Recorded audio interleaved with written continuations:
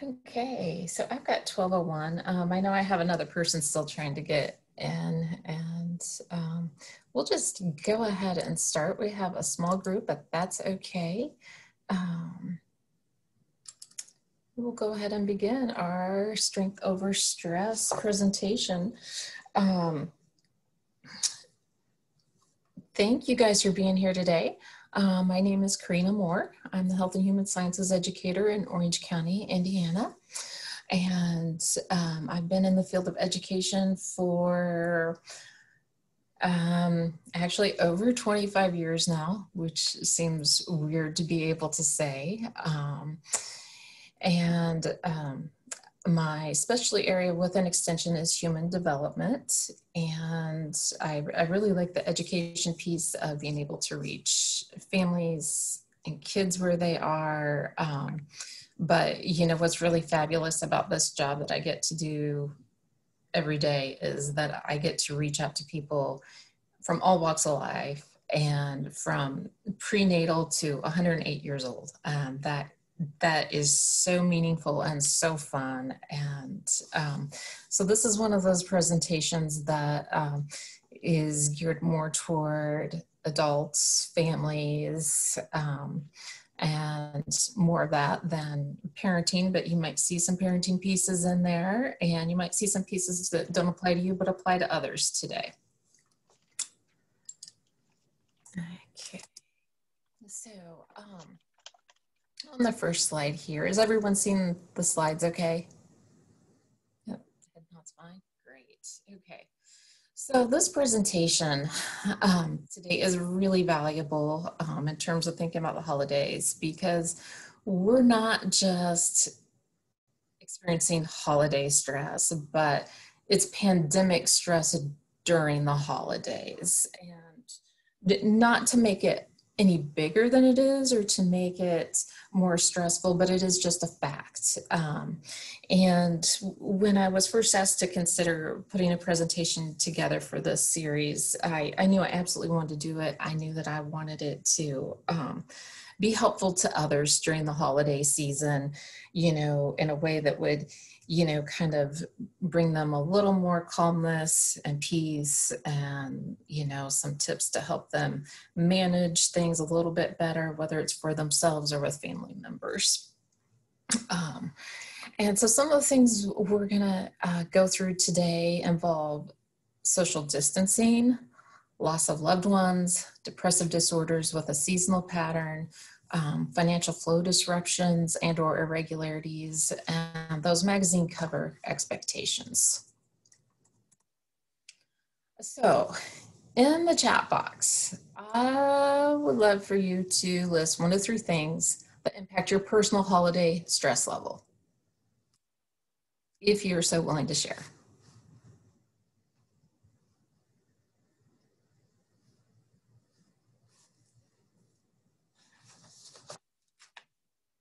So we've got seasonal depression,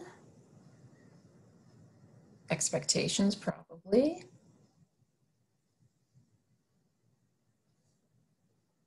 okay.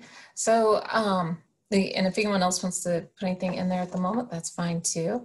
And yeah, they do fall into the categories that, within the categories that we're going to be talking about today: loss, depression, finances, expectations. And that's normal. That's totally normal. And if, yeah, that's all we got. Just those 2, Marilyn. Yep. Okay, so let's start with the one that can't be avoided this year, which is the social distancing and possible disagreements. And I see Marilyn shaking her head. Have the conversation early. That's my number 1 tip. And that has been my number 1 tip. So if you haven't had that conversation yet, when I say early, it probably should have already taken place. Start having it now. And we've got Thanksgiving 2 days away, but you still may need to have that conversation. This is one of those years where not everyone is going to agree. They have different personal opinions. They have different health issues or lack of health issues, which aren't always taken into consideration for the whole group. And so you may have to agree to disagree. And that's kind of what some of my family had to experience. And, you know, I had to be okay with their decision and they had to be okay with mine. You know, and it may mean making some kind of concession also. Maybe I should look here real quick to see who all is on my meeting here. Yeah, before I say anything too silly. Okay, I'm good. I can say this. So my family wanted a medium-sized Christmas. And of course, I get it. I miss them horribly. I moved to Indiana from Illinois last year. Would love to see them more. And my family, we have some high-risk health situations in this household. And my dad and his wife are getting older and I don't think they need to be exposed either. And I was like, no, we are not doing this. And there was a definite hush over the virtual conversation. And so our concession was that, okay, we're not going to participate, but we can still draw names and send gifts. You know, and of course I wanted to do, you know, I said, you know what, we can all connect via Zoom or WebEx or whatever. So that was our concession that we had to make. And, you know, if you've made arrangements to have a small family gathering that include people outside of your home, make sure you've laid the ground rules ahead of time. You know, like, you know what, we're going to maintain 6 feet. We're going to keep masks on. We're not going to touch each other. But you have to be prepared and you kind of have to role play all the possible situations before that day takes place. So if someone comes in for a hug, you know, and the easiest thing you can do, the best thing, put your hands up, you know, remind them that you had an agreement, you know, just do it in a, you know, in a polite way, in a casual way. And yeah, just remind them we had an agreement about this, you know, and more than anything, it's temporary and not forever. You know, this is the holiday season this year. 2020 is temporary. You know what, time will go on, things will change. We're not stuck in a holding pattern. You know, it kind of feels like it from time to time. I agree. You know, I admit that, but things will get better. So then for those of us with children and traditions and things like that they're holding on to, which can be for, you know, Thanksgiving, Christmas, Kwanzaa, whatever, you know, whatever celebrations your family takes part in, you know, it can feel a little unfair to them and they don't understand, but again, it's sharing that statement that this is temporary, it's not forever. Temporary means for a little bit of time, you know, and have that conversation with them. Explain the seriousness of what COVID is, of what coronavirus is. And maybe they've gathered that already. Maybe they have a good feel for what that means, or maybe they need some further explanation on that, but talk about it, use the vocabulary, explain it to them, you know, explain to them that you want to keep all of your family members, you want to keep their health in mind and keep them well. You know, it's particularly hard for children to grasp the concept that, well, we're all here right now and we're healthy and none of us are sick, so we won't make anyone else sick. And that's an acceptable mindset for a child. But that's where we have to talk about, you know, what it means to sometimes be sick and not have symptoms, and explain that to them as well. That grandma and grandpa might be a little bit more vulnerable than others. So you're going to shift the disappointment and, talk about making this year, a little bit more unique and fun, and encourage that creativity and involve the children in this. So there are a number of virtual Santa Zoom things happening. I just put in one here. There are a number of them. Some are free, some are not free, where they can connect with Santa and have a little conversation, because clearly, I don't know about you guys, but taking a little one to a public mall and having them sit on Santa's lap this year is probably not very safe feeling for a lot of us. But again, it's being creative and finding ways to connect. And as Dr. Fauci shared with us earlier this week, kids don't need to be concerned about Santa getting COVID and being sick when he visits, because he has special Christmas magic and he's immune to COVID and the coronavirus. So, you might need to share that with your little ones in your life, your grandchildren, your children, whomever, nieces, nephews. So after this session, I'll share with you, I write a column for the local newspaper every month, and it was about activities to do with your family, with social distancing, fun for the holidays, some alternative things. If you're going to do a Zoom meeting, maybe you take to the table, a special photo that reminds you of a time when you and your cousins were younger and did something, or a particular song that you've always shared during the holidays. So there are a number of suggestions in that column like that, which I will share with you.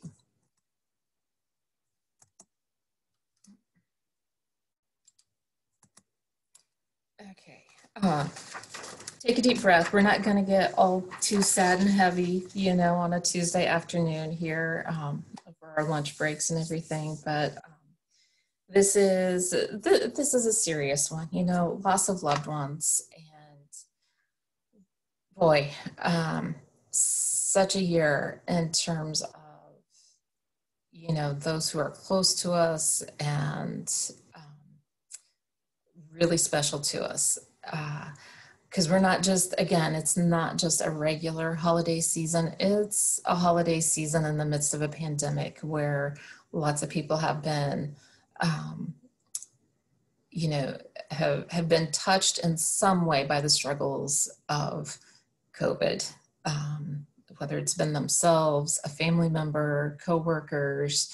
The struggle has been real. It's a real struggle. And when we talk about loss of loved ones, you know what? It can be recent. It can be 10 years ago. It's just a difficult time. It's grief is a normal response to loss if you've lost someone. And so don't beat yourself up over that. It's entirely normal. And some of those reactions that we can see there on the screen, shock, disbelief, anxiety, distress, anger, periods of sadness, loss of sleep, loss of appetite. And I want to remind you that it's not just loss of people. It can be loss of stabilizing factors, one's own health, employment, loss of services of some kind, divorce. All of these things have kind of end up exacerbating, I think, in the midst of a pandemic on how we feel and how those stressors come into our lives and that daily feeling. So to offset that, though, there is no shame whatsoever in seeking support, seeking counseling. If you don't want to go that route, reach out to a good friend, have conversations with them, and find resources online. And if you're someone today who needs some additional resources and you want to reach out to me afterwards, that's perfectly fine as well. But there is so much value in connecting with others. And I did a video series on educator wellness earlier this year, and thought that that was really appropriate in the midst of the pandemic. And, you know, that the connection piece really hit home with so many, and what value that brings to everyday life of maintaining connection. And I actually have a fabulous friend on here, Cindy, who maintains great connection with me, and that is so sweet. And Cindy, would you feel comfortable saying a few words about connection right now, or no? I'm always comfortable talking. I know. No, it's no. I think connection is with other people is tantamount to pretty much anything else. And this is kind of strange, but I'm going to go back to my doctoral dissertation research. And it asked what made student teachers feel most successful. And the number one thing was not their learning, not getting a good grade. The number one thing that made them feel successful was their relationships with kids, with other teachers, and that sort of thing. So even, you know, when somebody's career is kind of hanging in the balance or whatever, those connections, that came first. That was the most important thing to them. And you think about it, you know, if you're happy and you don't have anybody to share that with, your happiness is not as great. You know, if you're sad and you don't have anybody to share that with, your sadness is greater. It's almost like the negative parts of emotions are exacerbated when you don't have connections. And I know that there are people who like to live an isolated lifestyle, and that works for them, and that's great. But those people are really few and far between. Most of us are people who need connection, and there are so many ways to get it. You know, you'd be surprised. So many times you think, oh, I don't want to bother so-and-so with my problem or whatever. And when you do end up reaching out to them and you say something like that, they're like, you should never feel bad about talking to me about something that bothers you. So we can't second guess what our closest friends and family members are really thinking about us. We have to go ahead and take advantage of that, because 99 times out of 100, those people you feel like you do have connections with are people who love you dearly, you know, and helping each other out is part of love. So I don't know. Did I ramble too much? I'm sorry. No, it's the perfect amount of rambling. It's not rambling. It's all important. And if anyone here is familiar with Mel Robbins, she has a podcast that I've been listening to recently. And, you know, they say there are no original thoughts. And I believe that, because if I were to do a podcast, I was thinking about some of the stuff that Mel is sharing. She took all of my thoughts, so I can't do the podcast now. But she says that everyone should have a 4 a.m. friend, you know, that person that you can call at 4 a.m. and that they will be there for you, and that it's okay. And, you know, they understand that and are accepting of that. And that's so true. And she also talks about how as we get older, our circles of friends become a little smaller. And I, of true friends, of those that you know, want to connect with.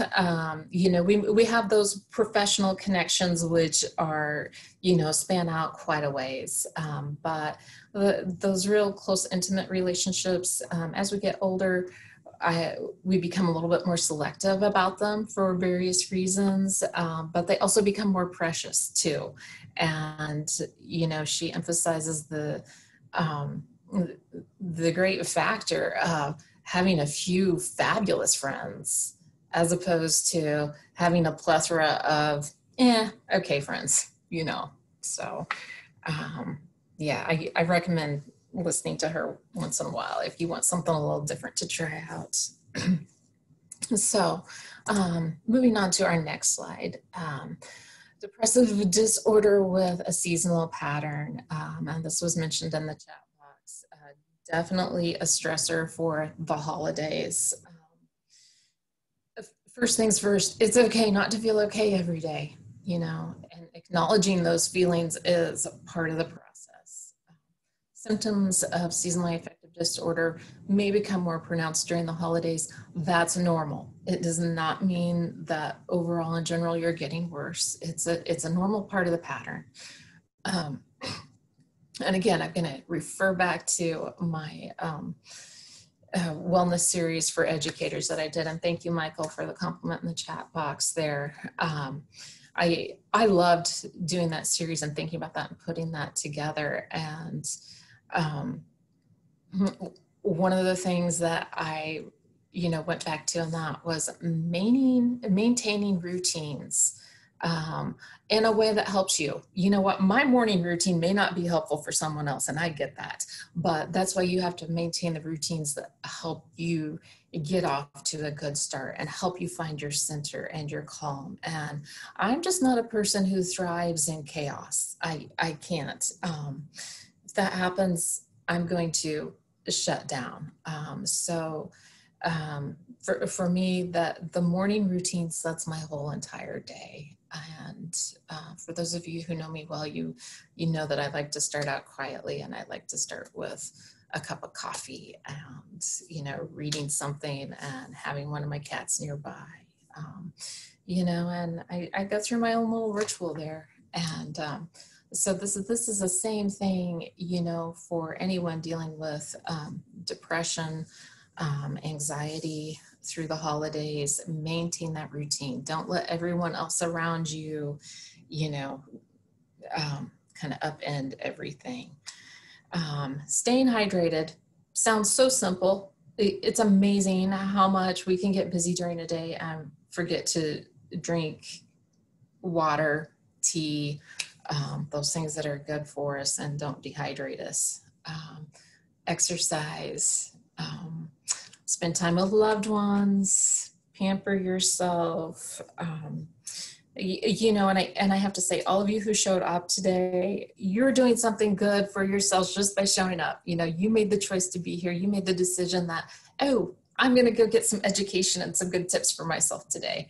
And so I applaud you for that. And I would love to, feel free to unmute yourself. And right now I'd like you to open this up for discussion, to let you guys share any helpful exercises, resources, suggestions that kind of help you stay on track during the holidays.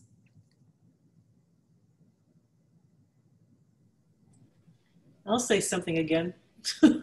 Go for it.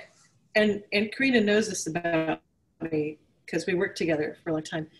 I don't get down very often. And so when I do have a day like that, I kind of mope around and go, what's wrong with me today? And I realized that because I don't get down very often, it's like you said, it's okay to not feel okay. I let myself have the day. I'm like, I know this is going to pass, so it's all right. And then the next day it's like, I'm fine. And I don't know why, but that's it. I let myself have that. I let myself have a day here or there where I just don't feel good, and I do the things that I know are good for me, and I just let myself write it out. And I think sometimes you need to not fight it, because it is normal. It's normal to not be perky and happy all the time. That's my 2 cents.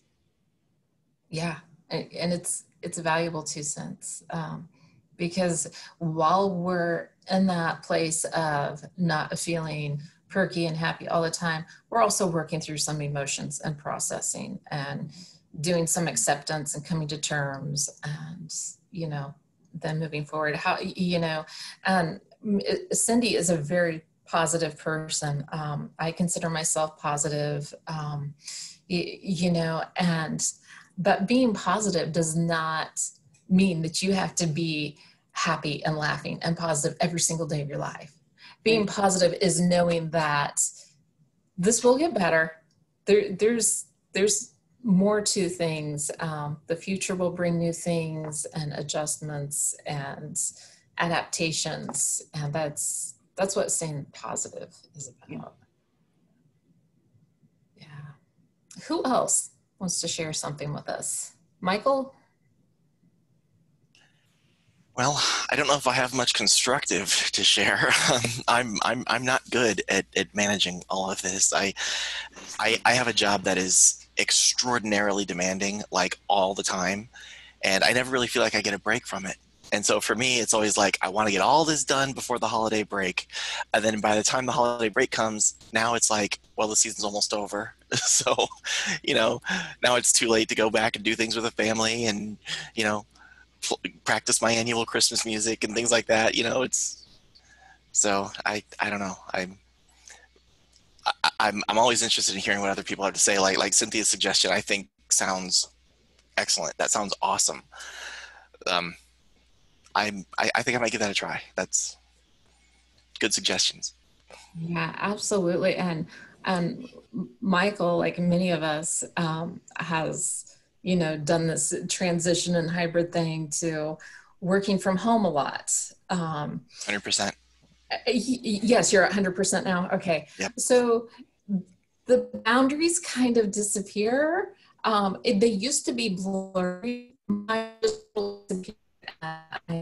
sure my colleagues in extension can agree with that, where you're not quite sure where your day began and where it ended in terms of work versus family and normal life and errands and appointments, because you're just trying to keep doing everything for everyone. And not only that, but all of the people and agencies we work with, so many of our partners are also working from home and doing the same thing. And so, sometimes I'm having a health coalition meeting at 7 p.m., with, 15 other professionals from the county, because this is when it worked for us.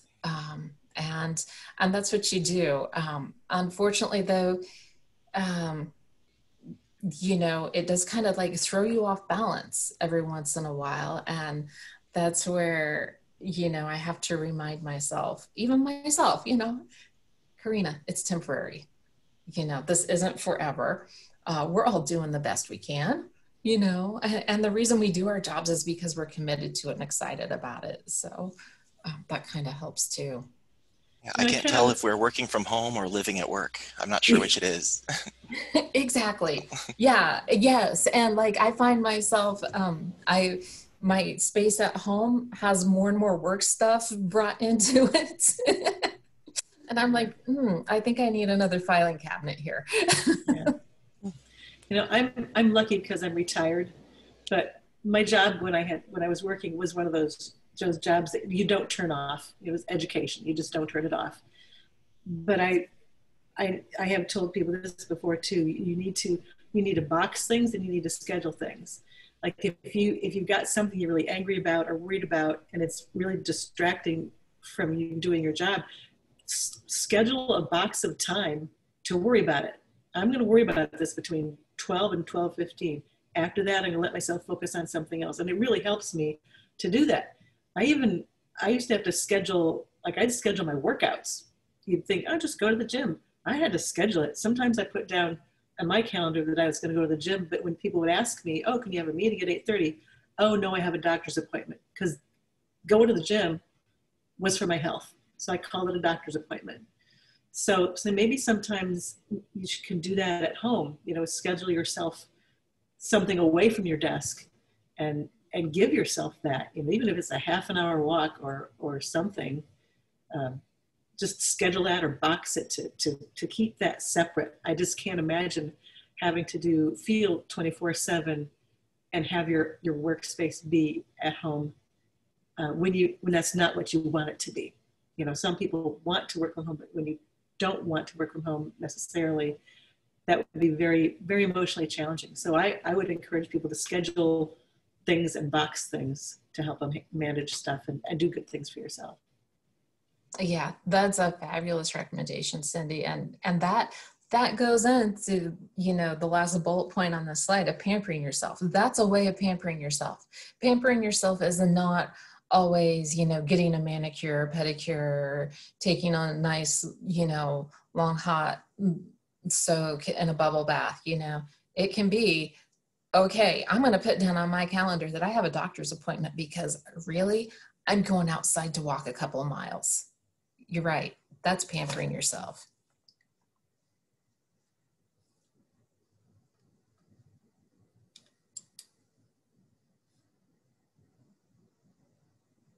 Anybody else wants to jump in? Feel free to.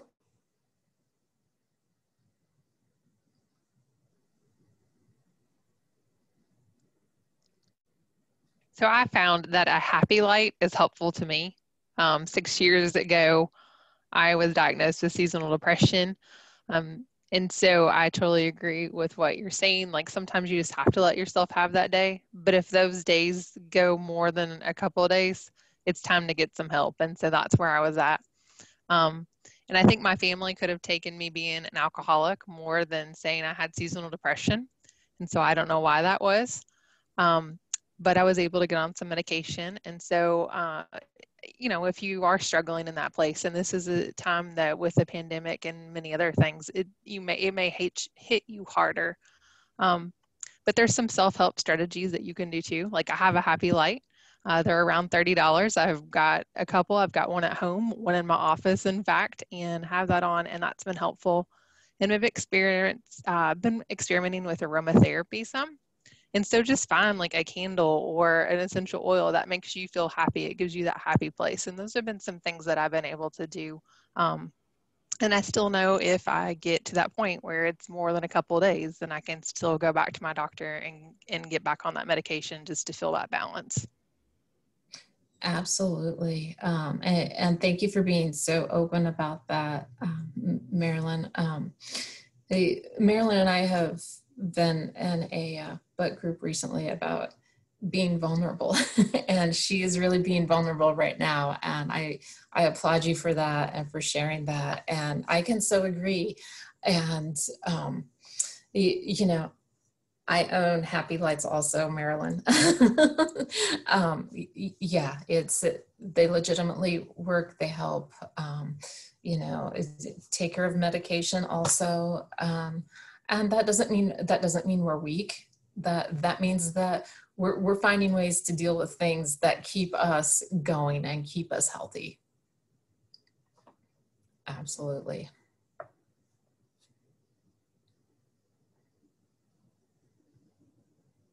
Anybody else?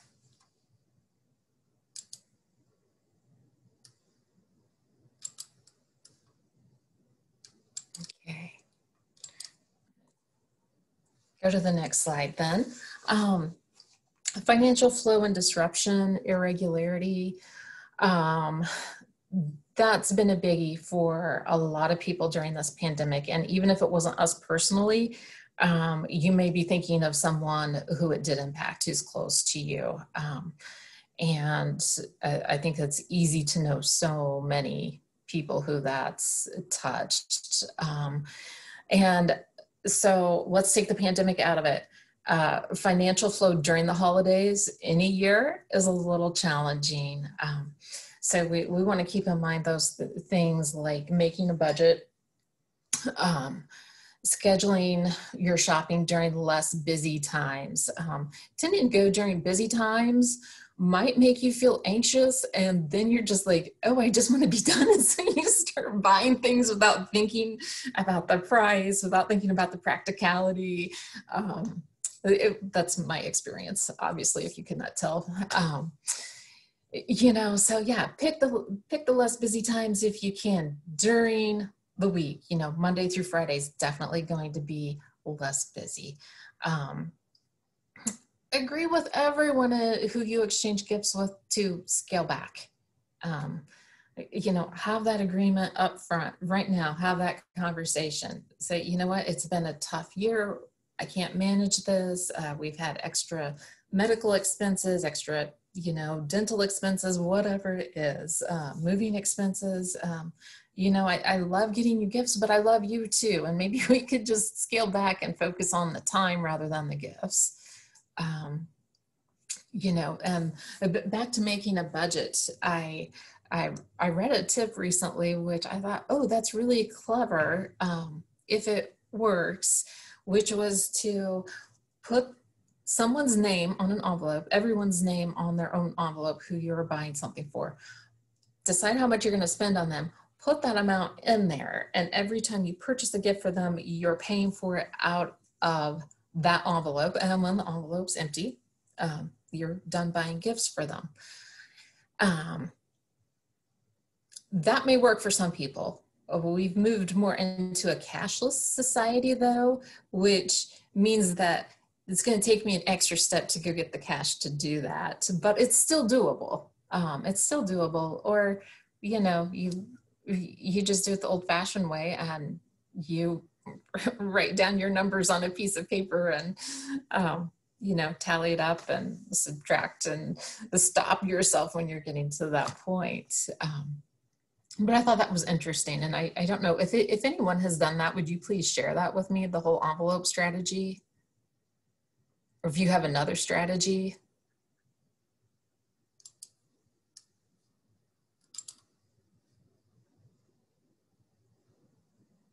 No, we're all just flying by the seat of our pants when it comes to gift buying, huh?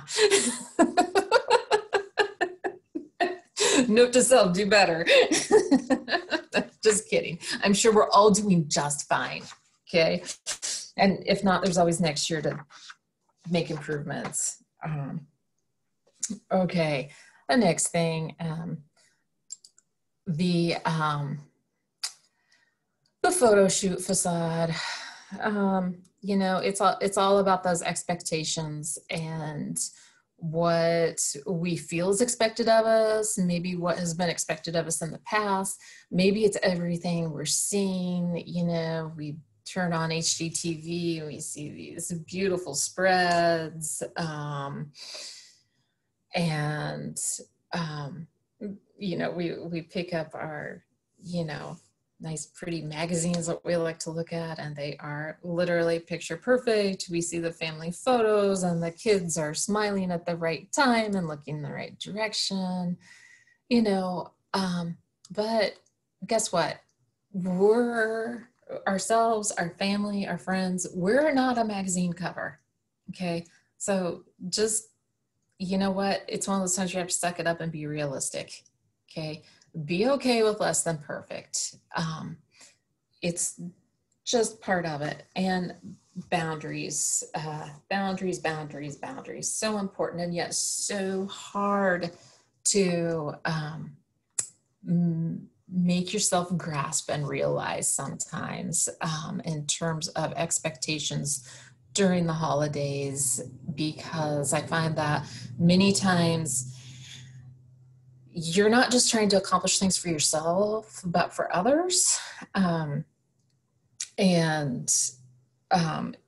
can't overcommit. You can't overcommit to events, to happenings, to everything that everyone would like you to do, or even everything that you might like to do yourself. So, you know, be fair to yourself when you look at your calendar, at your to-do list. You know, it's kind of the same with work. I had a day last week where I had 3 intersecting meetings.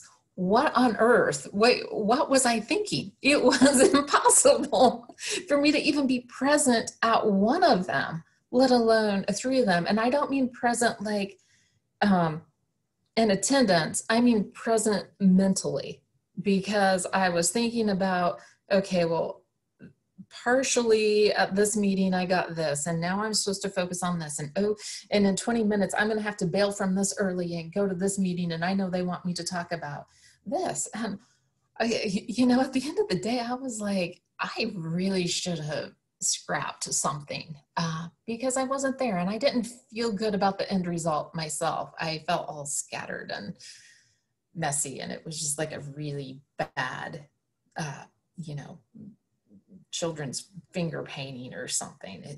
It made no sense at the end of the day. And I needed a do-over, but it was too late. So just, you know, keep those boundaries. So what happens at the holidays sometimes is that I have my own task list of things I want to do, but if you have children that say they're teenagers and they want to go shopping also and buy something for their friends, that's not necessarily their task, but it becomes your task because they can't drive yet. And you need to take them someplace, or you need to encourage them to, stop and look online. Thank you, Amazon, one-stop shopping. But figure out a way that you're going to help them get the gifts that they want to get for their friends, for grandma and grandpa, whomever. So you may have a spouse that, suddenly feels inept to do anything, and it's easier to ask you to do it than for them to go do it themselves. So then that becomes another list. There might be something with work that requires a little bit extra of you, and that becomes a list. So I do love my lists. I like keeping a calendar. I like lists because that helps me stay organized. So I encourage that wholeheartedly. But when you look at that list and you go, okay, I'm doing mine first, get your stuff done first, prioritize. You might have to have a conversation with someone and say, you know what, I need some backup help here, or this one's going to have to go for now, or would have been happy to have done this if I had more lead-in time. It's just not going to happen. Again, it's that whole boundaries thing, which we could talk about till we're all blue in the face, probably. So, you know what, and accept that traditions are going to change over time. This year, some traditions are going to be put on pause, but we're going to create new ones. And maybe some of these new ones are ones that we want to keep for the future too. Anyone have anything they'd like to add before we move to the next slide? Good. So this was just for fun, because you notice the last one was unrealistic expectations. This is reality, gift wrapping fails, also known as reality. I think that we've all been there, where this is what it looks like instead of the beautiful pictures on the previous slide with everything so lovely.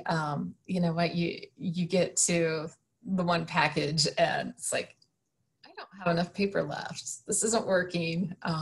Sometimes you have more tape showing, sometimes more electrical tape than anything else. And yes, I am guilty of small gifts. I have taken paper out of the printer, out of my printer tray, and just wrapped it up and drawn a cute little picture on it, and that has to be it. So, but there's just a little something to make you smile.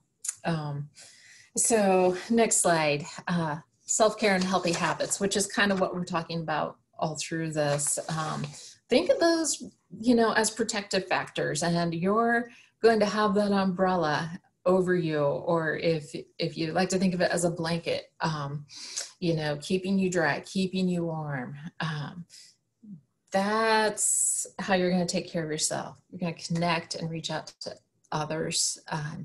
And maybe you have to go, oh, I don't need this connection for me so much, but you know what? I haven't spoken to my sister for a while, and I know she's going through some heavy stuff. I think I'm going to take a moment and, reach out particularly for her for this moment. And so that's kind of a two-way street, and connection. I mean, it makes us all feel better, happier. It's a win-win all the way around. Also, we're going to accept imperfection. Nothing's perfect. We are not the magazine covers. We're not HGTV, and it's okay that we're not. It really is, guys. This is one of my favorite questions when I become really overwhelmed about things, and sometimes I have like a number of little things that start coming in at me, and I have to ask, okay, in the grander scheme of things, how big of a deal is this? How much does it matter? Can I let it go?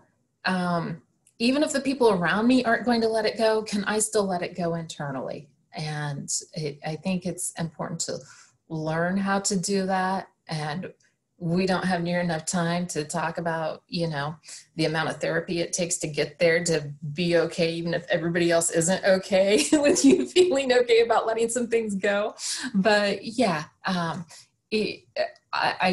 encourage all of you, stop and ask yourself, in the grander scheme of things, yeah, okay, I'm going to let that go.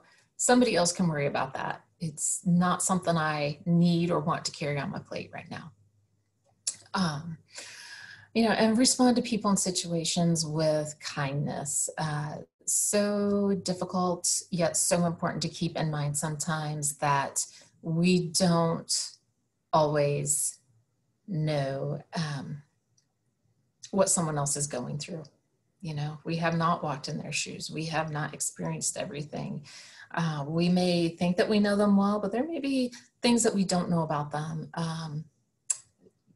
Just different instances in their lives, things that are triggers for them, things that are difficult for them to control. And so erring on the side of just being kind is probably the safer bet. Doesn't mean that we don't get frustrated with these people.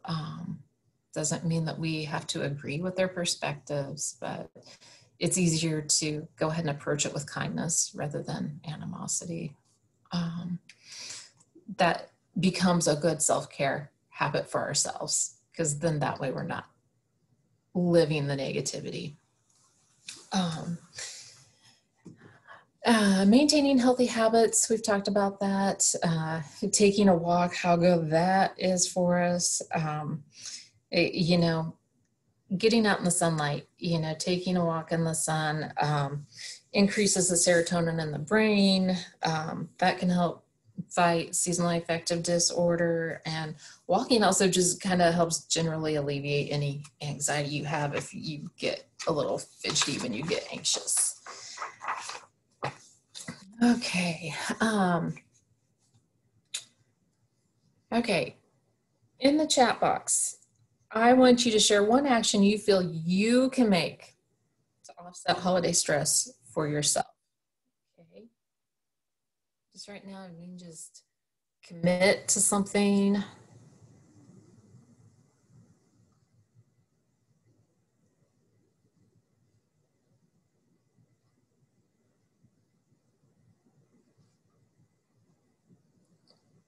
One action to offset holiday stress that you feel you can do this year.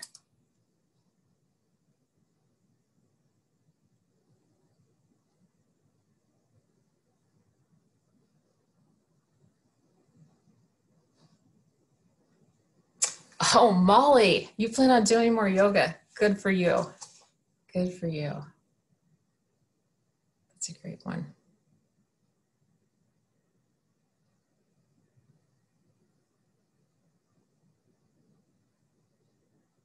Scheduling more time for yourself on your calendar and make that box. Absolutely.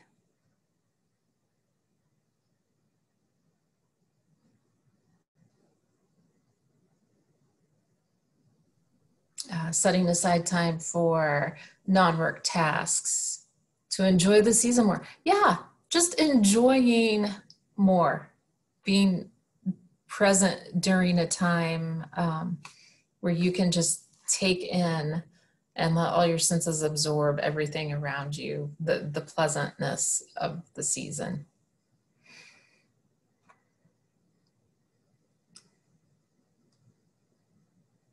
Oh yeah, maintaining fresh vegetables and fruits every day, no matter what else calls to you. Oh, I so get that. And so much easier said than done, darn it. Yeah, and again, there's some family expectations that, oh, Cindy's going to make that fabulous cake again this year. Those fabulous, buttery lemon cookies that, you think you're going to eat one of, and in a half hour you've eaten 6. And yeah. I chart that stuff. I keep track of it on a chart, whether or not I have fresh fruits and vegetables every day. That is fabulous. That is fabulous. I feel And really, sorry, go ahead. no, go ahead, Michael. I was going to say that I feel really fortunate that my kid actually really likes snacking on carrots and celery and things. And so a lot of times what we'll do is we'll have a carrot and a cookie as a snack, you know. Right. It works out great for That's us. good. Yeah. Oh, that's a fabulous idea. Yeah. And he likes it. He doesn't realize that I'm trying to get him to eat healthy food. He just likes it. Right. And I think that goes back to starting good habits early. My kiddo will, eat salad, but that's because I introduced it to him as early as possible. Good. So, Yeah, mine loves salad too. yeah. Could I make a suggestion? Please do. Something that I do is, I think I'm on my third year. This is I don't know if you can see that, the Happiness Project. Oh, So yes. Those 5-year journals. So there's space for you to write something, every day for 5 days. So I do that. At the end of every day, I write down something I was happy for that day. And then I have this 1 line a day journal. And you can do anything with that. For me, I write down something I learned that day. And if I come to the end of the day and I haven't learned anything, I'm online finding something, or I'm reading a book and I'm finding something. But you could just as easily use that for a gratitude journal, which I've done before too. And if you're like during the day, if you kind of in the back of your mind, you're thinking, well, at the end of the day, I have to write down something I was happy about, or I have to write down something I was grateful for. It kind of puts you in a more positive frame of mind anyway. You're looking for the good. And I think, getting any one of those and starting January 1 is a gift that you can give to yourself this year. I think would be a really important thing to try. Just a suggestion. That is fabulous. Or don't even wait till January. Just start now. Right? And okay, so second plug for Mel Robbins today, when she talks about gratitude. I could have done this whole thing on gratitude as well. I really had to pare this down so I wouldn't go off on all these tangents, but how you really dive into gratitude, and we don't just say, today I'm thankful for my friends and my son. Clearly we're thankful for our friends and our kiddos and, whoever, but she talks about this example of her son loving this particular meal, and he came bounding down one morning after they had this meal the night before, and he's like, do we have any leftovers? And she's like, sure, yeah, they're in the fridge. And he wanted them for breakfast. And she's like, sure, fine. And he sat there savoring it. And he says to her, I am so grateful for this delicious meat and how the taste of the onions kind of saturates the sauce, and it just makes me feel so good. And I'm so grateful that you took the time to make my favorite meal last night. And, he's just like really expressing the gratitude, not just, oh, I'm grateful that mom cooked my favorite meal. He was really learning, thanks to her as being a good example, of what it meant to practice that gratitude in daily life. And that's just one silly example, I didn't want to take anything or ask any of you to do anything, that's too personal to share like that. But I think you get what I'm getting at there. It's about thinking about it on a deeper level, and yes, Michael, you're right. Gratitude is a lifestyle.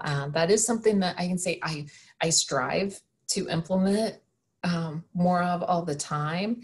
And being a good role model, yes, Cindy, being a role model for gratitude is awesome. I mean, what a better thing to teach our kids, right? Yeah.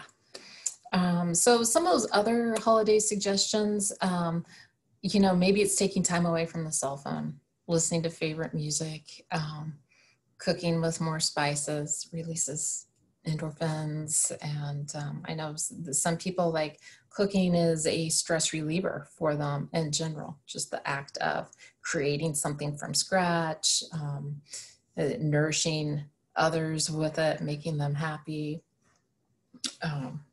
all of that beautiful stuff. So we're all going to make conscious efforts to do something to offset our holiday stress. And I'm trying to advance my slide here. Patience. Okay, so in the chat box, just a moment here, I'm going to put a link in, but don't leave me yet, okay, guys? I want you to stay put. This is a really short survey link, just so that Purdue can know that you were here and you attended my session today. And you're going to click on that right now. It's going to open in another box, but then you're going to return here with me. Okay, so come back to your video box as soon as you answer those really quick, simple questions.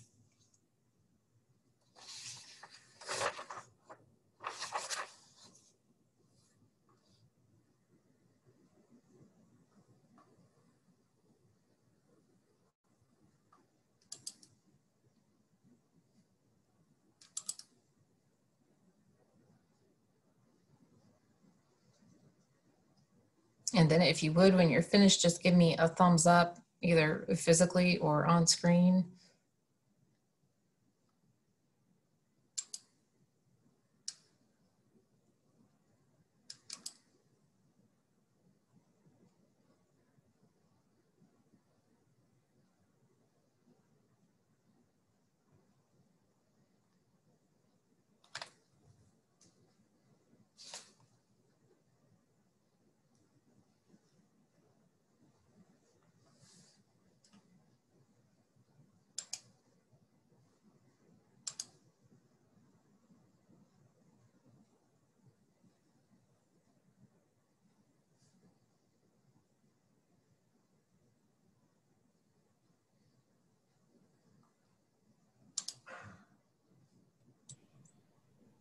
I can't get back into it. I clicked on what I thought was a survey and it just took me someplace where there wasn't a survey, and now I can't get back in the meeting. Oh, well, I can see you. Yeah, I can see me too. I can see everybody. I just can't find the meeting. You can't find the meeting. Yeah. So I know I'm there. I don't even know what to suggest to help you. Can you hover your cursor toward the bottom of your screen maybe and see if something... One shortcut that you might use is press Alt-Tab, hold the Alt key and hit the Tab key.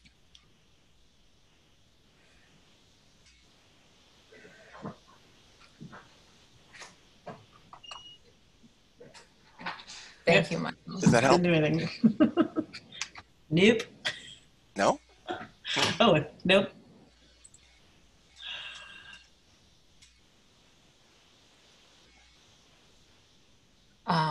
Do you have a Zoom icon at the bottom of your screen anywhere? Nope. Okay. Well, I've had this happen. This is a pickle. That's okay.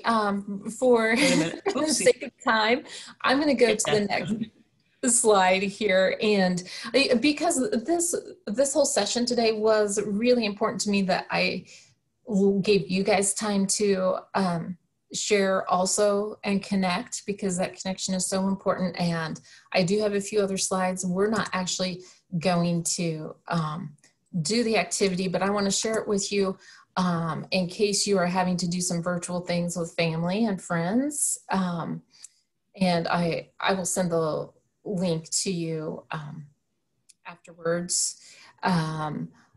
You can do categories via Zoom. It's a very simple interface that they have used. It generates a letter. You have 120 seconds. You pick a category. You can jot down your answers on a piece of paper. So if you get the letter in, and everyone who's in your Zoom meeting, you're gonna, give yourself a minute, 2 minutes, you set the time. How many states you can think of that start with the letter N? You know, there's something you can, you know, do that's interactive, not passive. Also, again, I'll share this link with you as well. Scavenger hunt ideas. You know, when you're doing something, you give them a list, and there are tons of templates online.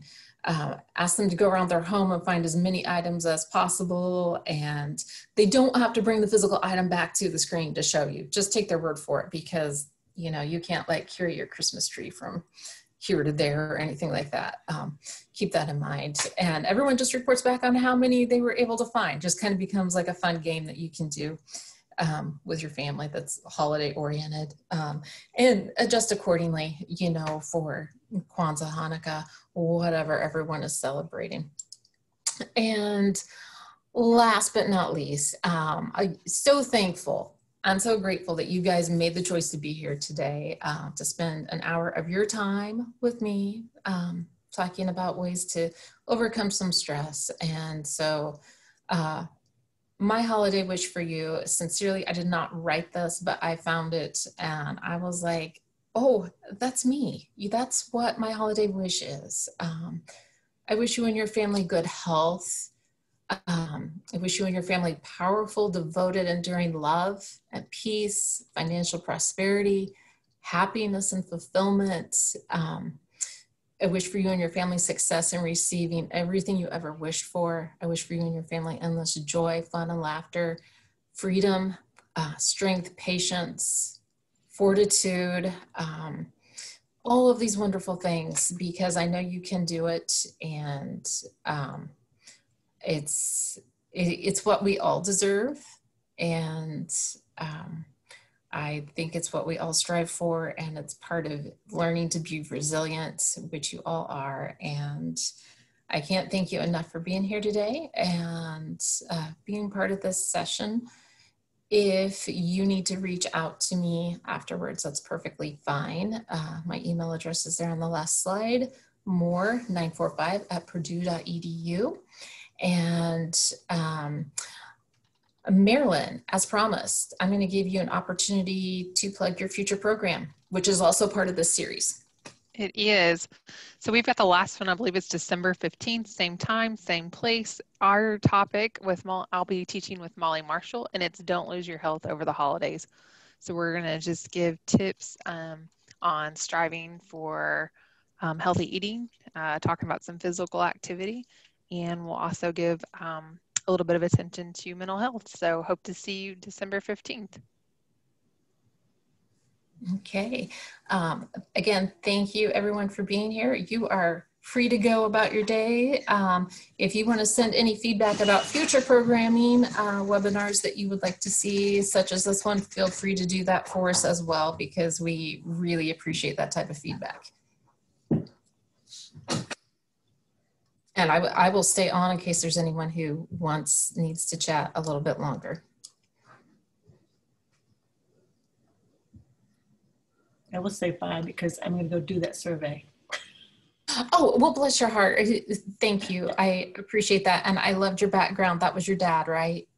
That was my dad, yeah. That was my dad at the farm that we just sold yesterday. Yes, congratulations. That barn's been gone for a while, but that was, yeah, I got to use that in a Zoom with my brother and sister for a while. So that was fun.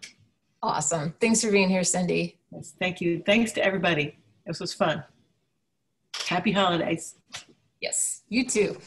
Bye.